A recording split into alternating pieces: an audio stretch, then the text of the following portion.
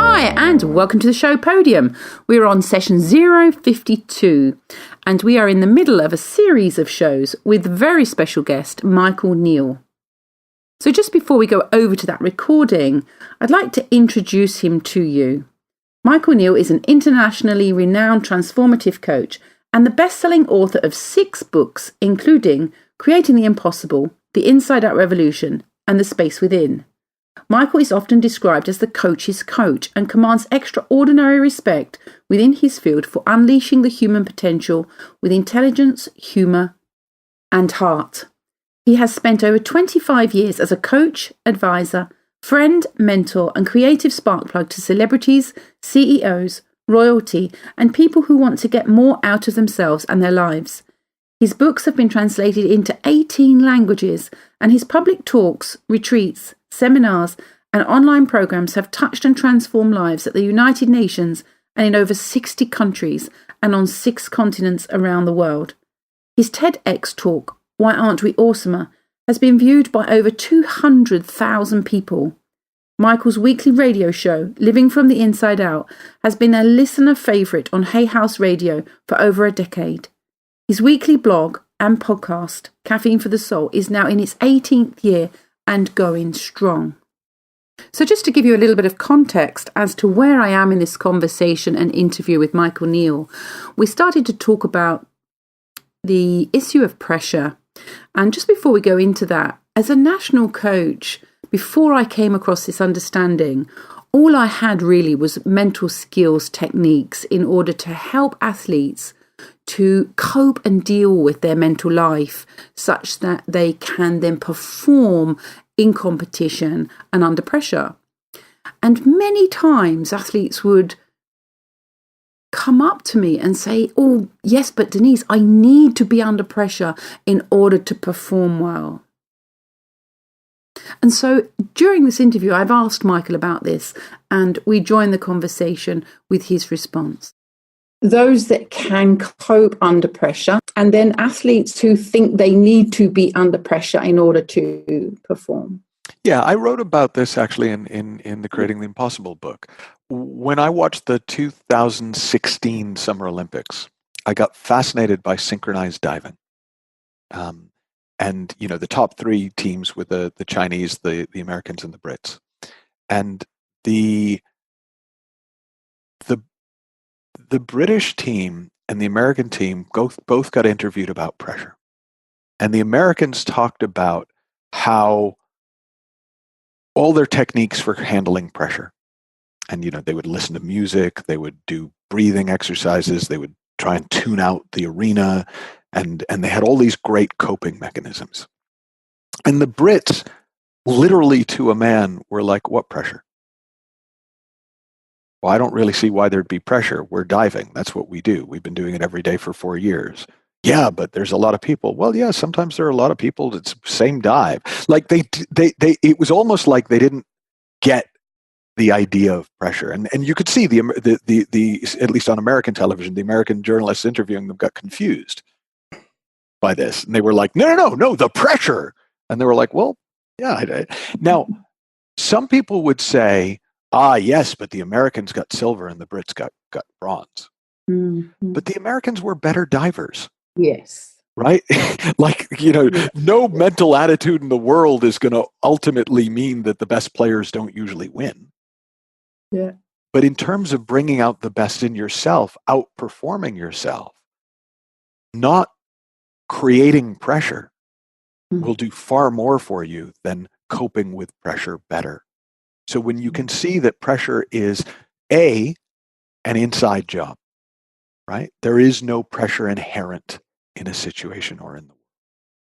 B, works against you, not for you. What works for you is focus. And a lot of people associate pressure with focus. They think, yes, the pressure really focuses my mind. Well, sure, but so does focusing your mind. Right? It's you don't need pressure to do that. You might have gotten used to, relying on pressure to do that. but it's not a prerequisite, and it's not the bit that does it. So it would be like if you had two ways of doing the job, one of which is going to kill you and occasionally work against you, which would be the pressure way, and the other which is easy, gentle, and allows you to perform at your best with no pressure at all. I'm going to choose the second one. And that's the gift of this understanding, is it makes it obvious how much better we do when we're not feeling pressure as pressure, without sacrificing that degree of focus where I can tune everything else out and just be fully absorbed in what I'm doing, which is a high performance state in and of itself, but has nothing to do with pressure. No.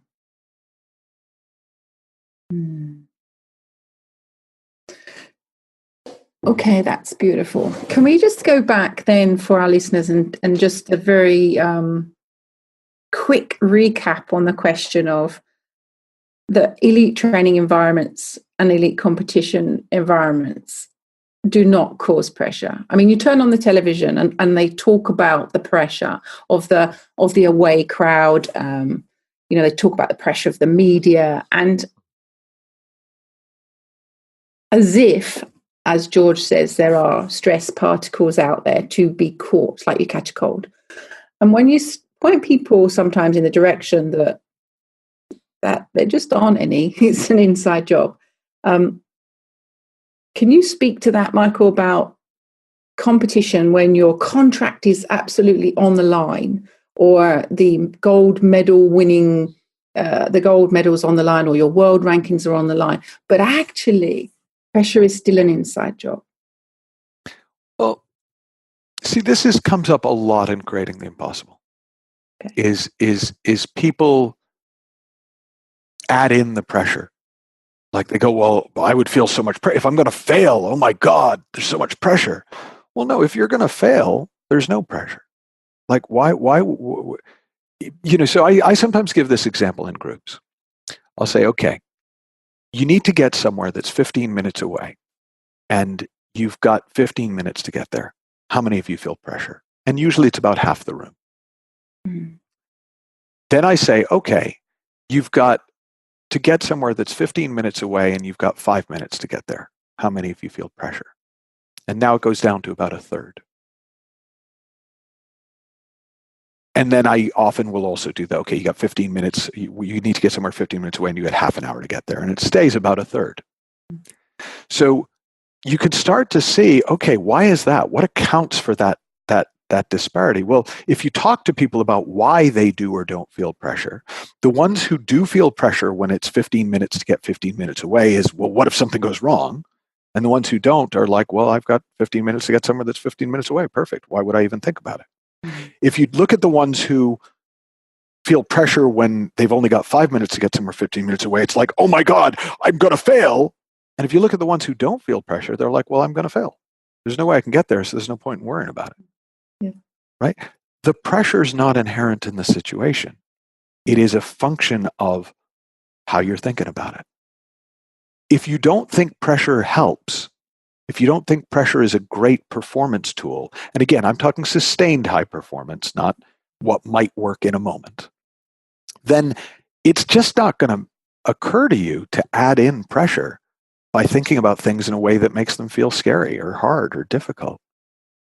If you think pressure is a good thing, you can create pressure out anything, right? You can make a ping pong match with your kids high pressure if you want to. I've done that. I really want to win this. Yeah. Didn't help. Yeah, I can't be beaten by my kids. Not ping pong. Oh, that's beautiful. Thank you. That's very helpful, Michael. That's very helpful. And I know I've heard you say that before. And I have to say, when you first told that story, I was a bit like, what are you talking about? And I had to really slow down and and go, and really look at both sides. So yeah, that was great. Thank you.